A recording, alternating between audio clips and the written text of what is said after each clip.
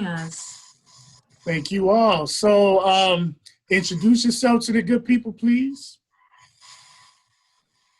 Sure, I'll go first. My name is Nuera Nyota. I am currently a rising senior, which is hard to believe, at NC State University. And I co-host the hashtag Pass the Mic podcast with my friend Luke here.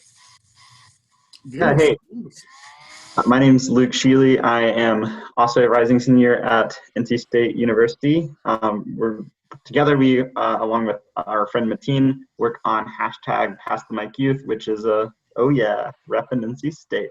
Wolfpack. Yeah. It's a blog and a podcast that seeks to amplify young activists and tell their stories and get their voice out there. Beautiful. Now, with my youth podcast being fairly new, I started in May. I've been getting a lot of requests to, be on the podcast.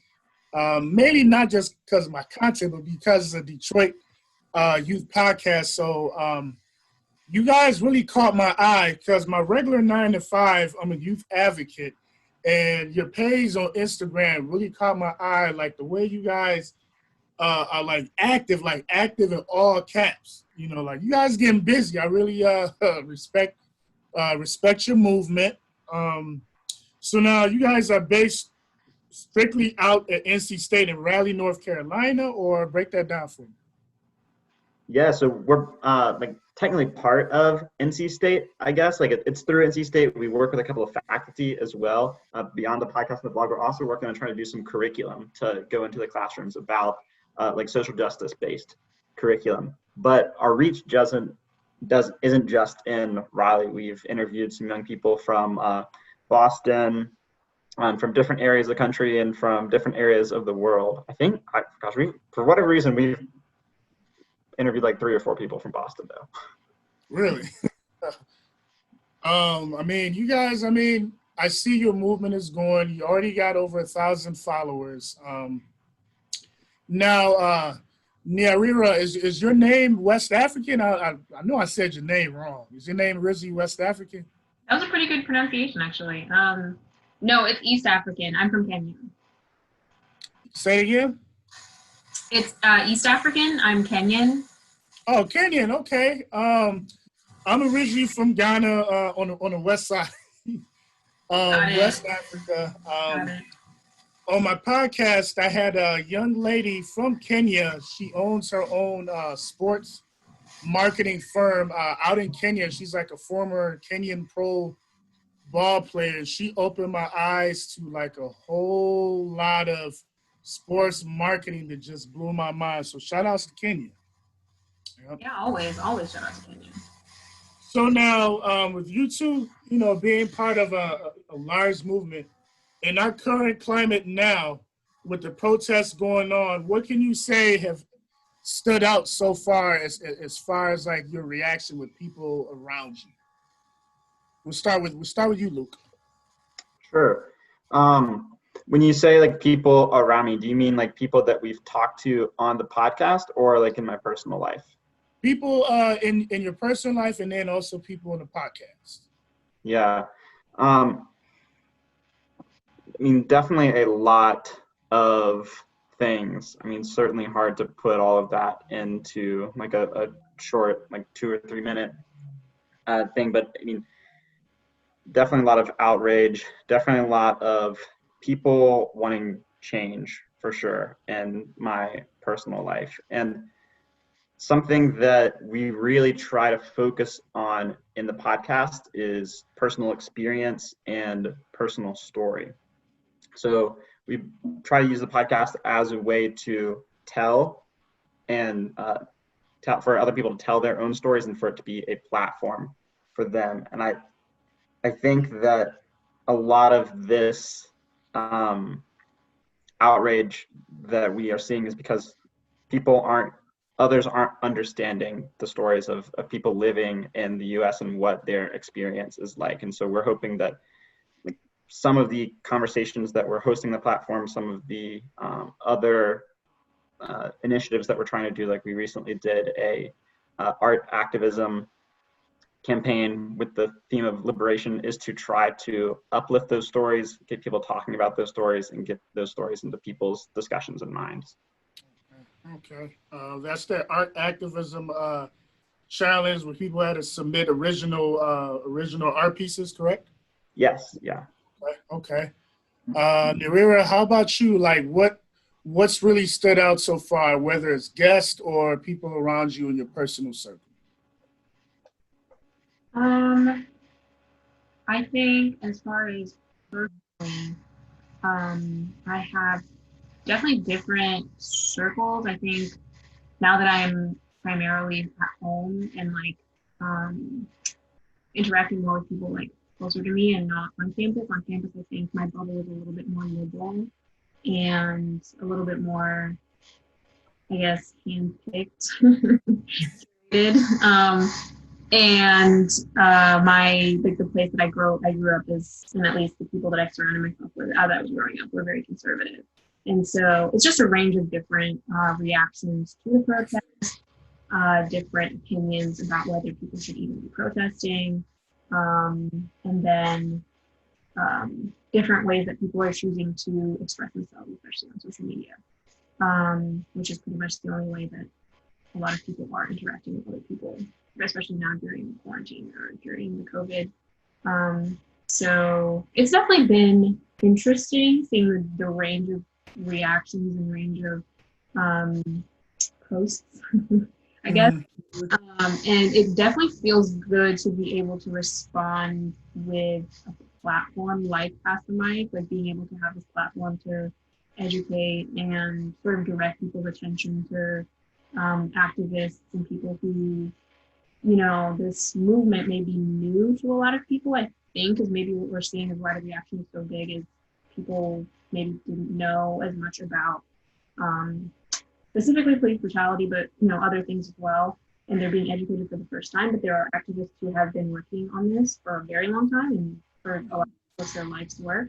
And so it's good to be able to have a platform to direct people towards, you know, organizations, people, activists, young people who are experts, so to speak, on the topic. So Yes. You know, in addition to you guys providing a platform, it's also a way for just a casual youth that, you know, came across your page to get access to resources or to get ideas. So with the young people that I work with, when we do like community forums and youth focus groups, we get youth that actually belong to like other youth programs, and they don't even have like resources to, you know, certain issues like activism, and we're kind of surprised, like, oh, but you are under like a youth organization. What do you mean you don't have access to, you know, activism, getting involved?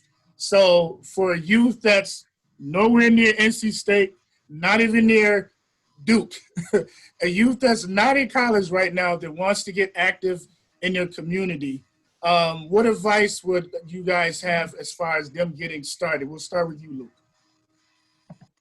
Yeah, I would definitely just advise them to ask questions about sort of, I guess, their local community in terms of like what issues do they see around them, but even more importantly, like what issues do they see are people trying to actively solve? And I think that can lead them down an entire path of being involved in their community, meeting new people, getting to know about new resources. I think that social media can definitely be a very great tool as long as you are certainly like aware of who you are reaching out to and everything, and making sure that's a verified organization.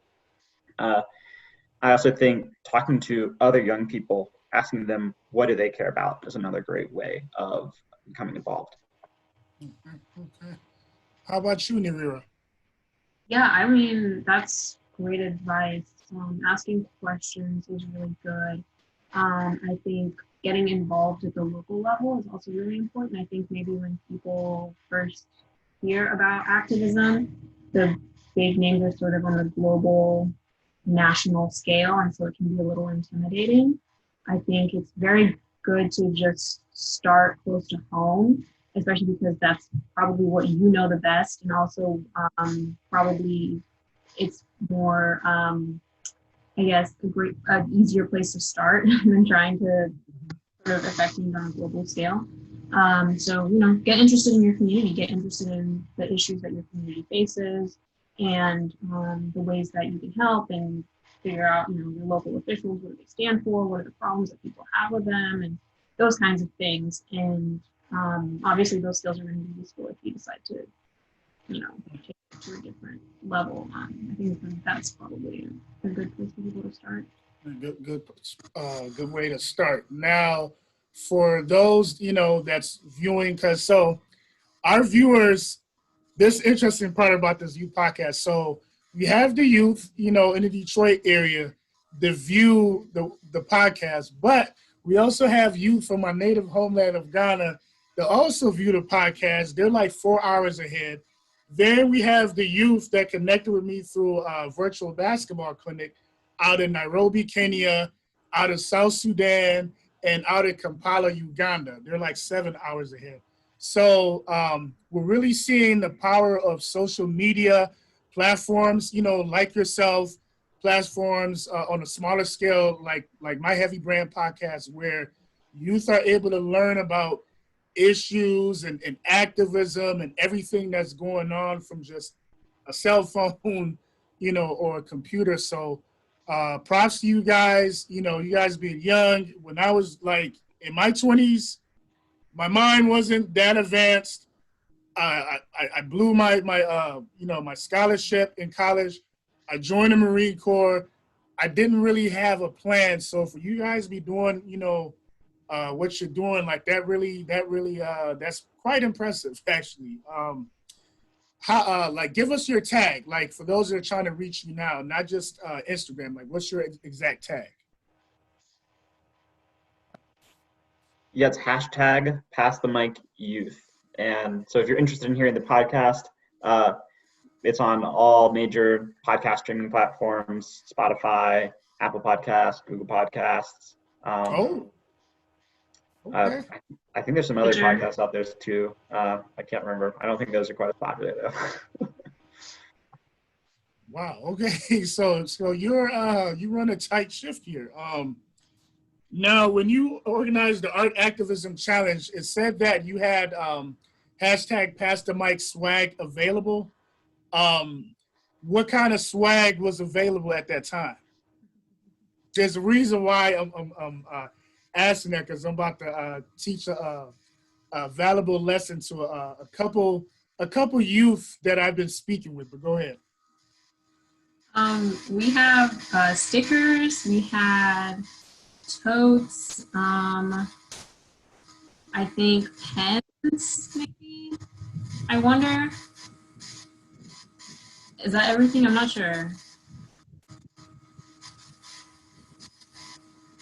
Yeah, tote. That's pretty much it. We have some tote bags. We have some pens. We also have a journal, I think, that we are going to provide to the people who have submitted their work and are featured on the podcast and on the blog of the things. And we are also donating $10 for every submission to the anti-racist organization called We Are. It's an educational organization based out of Durham, NC, which is like 30 minutes away from Raleigh. Awesome. So who came up with the idea for the swag? I'm curious. Yeah, that was our, I think I want to say it was our amazing faculty mentor, Maru Gonzalez, right, Nuera? Would you say that's what it was? Yes, I think it was her idea. And if it wasn't her idea, it was definitely her work on her end to get it all done. Dr. Maru is, she's really good and really task-oriented and very good at getting things done and getting them done very quickly. So we really appreciate her. Maybe because my say it again. I was going to say, really, one of the reasons too why we want to offer it is to make sure that young people are compensated as well for the works that they are providing for us to post and to really show them that we truly value the voice that they have and the message they're trying to spread. Yep, yep. Mhm. I guess because of my line of work, being a youth advocate, I noticed like little things like that, like, oh, the swag idea. You know, for youth, other youth groups like smaller youth organizations is just a great idea for them to get youth engagement. That's one of the hardest parts about like youth-led organizations is being able to connect with other youth, being able to get their attention, to engage them. So that's a brilliant idea. For anyone that wants to donate, are you guys like on Cash App or any kind of app? How do you donate? We are funded through NC State's extension program, so we don't actually have a donation page, but I do think NC State Extension has a donation page, and I know NC State has a donation page too, but it does not go directly to us. So if you do I feel like think that donating to NC State for whatever reason, go to NC State's website and scroll all the way to the bottom. And I think that if you are wanting your money to go towards activism and activism work, there are definitely better places to donate than donating directly to NC State University. So, College, got you. Now, what are your college majors? We're actually both engineering majors. I'm mechanical engineering and Spanish. And I am environmental engineering. So I wouldn't say that those are like what you would think of when you're thinking of activism podcast host majors. They don't teach us a lot about that in college, really. So this has been a really great journey for me, definitely, in getting to do something that's completely different from the rest of my college experience. Mm-hmm, mm-hmm. Now, it's always good to, to be well-rounded anyway. I always tell the youth that I speak with, be well-rounded. The majority of DMs that I get from like youth overseas are DMs about getting scholarships to play ball. And my response usually is, I'm like, what are your interests besides basketball? I know you're more than a basketball player. So, it's nice that, you guys are, engineering majors, but, you also have an eye towards, activism. You're well-rounded, or at least working on being well-rounded. So that's a great example to the young people as well. So that's awesome. That's awesome. Do you have any open mic type events that you're going to have like on the Instagram Live? We don't have any planned right now, but we have had some in the past. I can't like tell you any upcoming ones that we have, but we usually try to have a few every month, and a lot of them are focused on topics that have been highlighted in our podcast. Okay. But this will be more of like a Q&A with one of the young activists. And so before we do all of these, we have a place for people in our story to ask them questions like, what would you like to know from this person? And we also tend to do a lot of question and answers with audience members during the Instagram lives themselves. Okay. And Narira, now your platform is typically, so you have like a podcast app and then you also have Instagram Live, correct? As far as your episodes. As far as as where we upload our episodes to? Yes. Yeah, we upload all our episodes strictly to podcast apps. I don't think we don't have anything uploaded as far as like Instagram lives or whatever the videos are that are longer than a minute. We haven't explored uploading full episodes to Instagram yet or anything like that. Okay. Well, I'm glad, you guys took the time out of your schedules to come on my podcast. Anything, that you guys, I'm definitely gonna, put the word out here on my side of the map, and please continue to do the work that you're doing. It's just impressive what you guys are doing so early on like this. So want to give a shout out to pass the mic youth. Just want to give you guys a shout out one more time. Thank you for coming on the show, guys. Yeah, thank you, Gerard. I Yeah. appreciate it. Take care, Yeah, y'all. no- Thank you.